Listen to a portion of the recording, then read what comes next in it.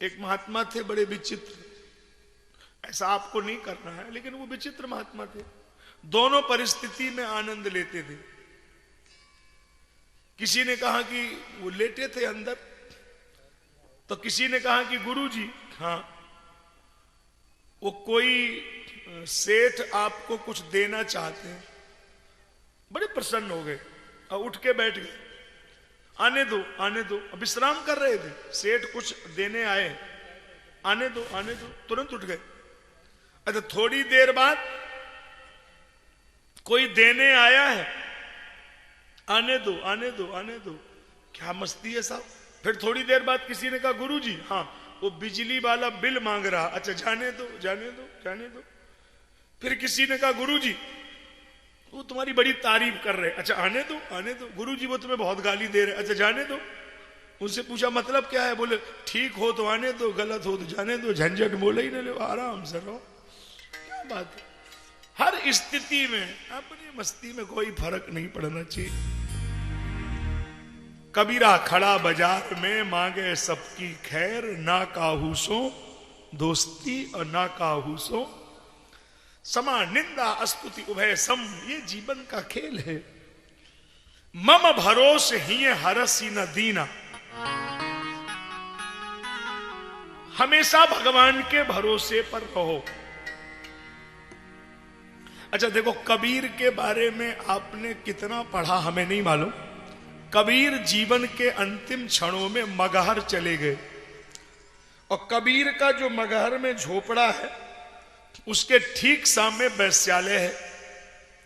वैश्याएं दुष्कर्म करती हैं और कबीर भजन करते हैं, संकीर्तन करते हैं।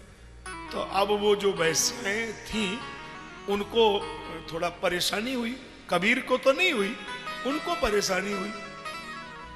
उन्होंने कहा कि जब से ये महात्मा आया है तो इधर भले लोग आते नहीं है, बड़ा काम खराब हो रहा।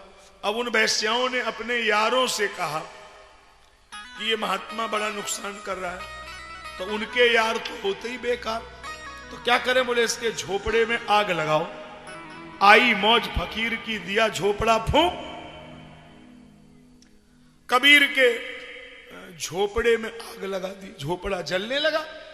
अब जलने लगा तो कबीर बाहर निकल आए और कीर्तन करने लगे, जय हो संकीर्तन, करताले हाथ में मजीरा ले लिया, जय हो जय हो। वो वैश्याएं हंस रही थी, कितना पागल महात्मा, इसका झोपड़ा फूंक रहा, ये तो नाच रहा है। अब वो नाचे बड़ी मस्ती में, और थोड़ी देर में हवा आई और कबीर के झोपड़े में आग लग गई। वो झोंका गिरा, अब कबीर का वैश्या के झोपड़े पे आग लग गई, वैश्या का झोपड़ा फूंकने लगा। अब वैश्या बोली सत्यानाश हो जाए इस बाबा का, तेरी वजह से हमारा घर फूंक रहा है। कबीर ने कहा गलत नहीं बोलो, नीचे आओ संकीर्तन करो, कीर्तन करो ना। अरे हमारा झोपड़ा फूंक रहा, तुम्हें कीर्तन की पड़ी है, तुम्हारी वजह से सब कुछ हुआ। कबीर ने कहा इसमें हमारी क्या वजह है, अरे तुम्हारे यार ने हमारी फूंक दी, हमारे यार ने तुम्हारी फूंक दी, यारों का खेल है, इसमें कोई हमारा तुम्हारा खेल थोड़ी है। अगर तुम्हारा यार पक्का है तो हमारा भी यार सच्चा है, हमने किसी ऐसे से यारी थोड़ी की है ना। इसलिए आप भरोसा रखिए, अगर तुम्हारा कोई उंगली भर नुकसान करेगा और तुम उसके भरोसे हो तो बस समय का इंतजार करो, किसी दिन उसका एक हाथ से ज्यादा नुकसान होगा। तुम्हें कुछ करना नहीं पड़ेगा, खाली भरोसा रखो कि हम उनके भरोसे हैं और वो कभी हमारा न्याय हमारे साथ गलत होने ही नहीं देंगे।